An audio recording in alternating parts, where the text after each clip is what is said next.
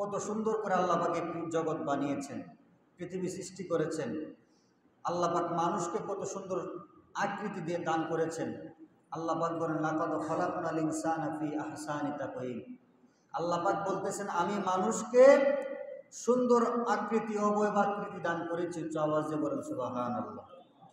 আমার ভাইয়েরা, তো আল্লাহর এত সুন্দর সৃষ্টি জগৎ, আল্লাহ পাক এত কিছু বানিয়েছেন, সব কিছু একদিন ধ্বংস হয়ে যাবে।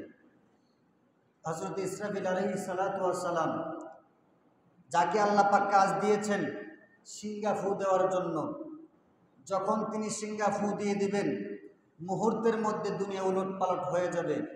আসমান জমিনে চলে আসবে, জমিন আসমানে চলে যাবে, মুহূর্তের মধ্যে সব কিছু ধ্বংস হয়ে যাবে।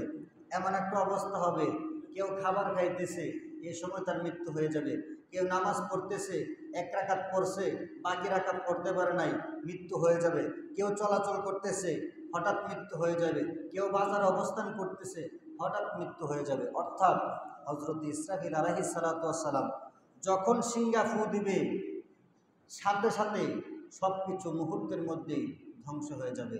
আল্লাহ পাক বলেন ইযা জুলজিলাতিল আরদু জিলজালাহা, যখন পৃথিবী তার আপন কম্পনে কম্পিত হয়ে উঠবে, সব কিছু ধ্বংস হয়ে যাবে। আমার ভাইয়েরা, এই কিয়ামত সম্পর্কে আল্লাহর হাবিব সাল্লাল্লাহু আলাইহি সাল্লাম তিনি বলতেছেন, মুসলিম শরীফের একটা হাদিসের মধ্যে রয়েছে যে কিয়ামতের ময়দানে সূর্যটা মানুষের মাথার এক সুরমা সলাই, অর্থাৎ মাত্র 3 ইঞ্চি উপরে অবস্থান করবে। মাথার উপরের মাত্র 3 ইঞ্চি উপরে সূর্যটা অবস্থান করবে। একটু ভেবে দেখেন, এখন বর্তমানে সূর্যটা কত দূরে আছে।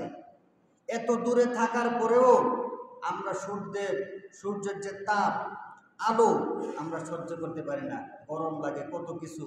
এই গরম থেকে বাঁচার জন্য ফ্যান ব্যবহার করি, এসি ব্যবহার করি, আরও কত কিছু, ঠিক না?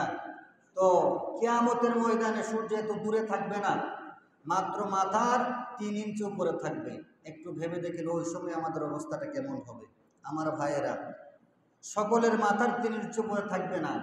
যারা দুনিয়ার বুকে খারাপ কাজ করেছে, নামাজ পড়ে নাই, রোজা রাখে নাই, বেনামাজি ছিল, সুদ খেয়েছে, ঘুষ খেয়েছে, খারাপ আমল করেছে, ওই ব্যক্তিদের মাথার 3 ইঞ্চি উপরে সূর্যটা অবস্থান করবে।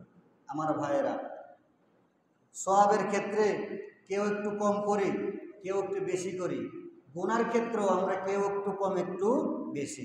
তো হাদিস শরীফের মধ্যে রয়েছে সূর্যটা যখন মানুষের মাথার 3 ইঞ্চি উপরে থাকবে, ও সূর্যের তাপের কারণে সকল মানুষের তাদের কর্ম অনুসারে তাদের ঘাম বের হবে। ঘাম বের হয়ে কারো পায়ের ঢাকনা পর্যন্ত ঘাম থাকবে, কারো হাঁটু পর্যন্ত থাকবে, কারো কোমর পর্যন্ত থাকবে, কারো মুখের চোয়াল পর্যন্ত ঘামে পরিপূর্ণ হয়ে যাবে। কিসের কারণে? সূর্যের তাপের কারণে তার মগজ টকবক টকবক করতে থাকবে।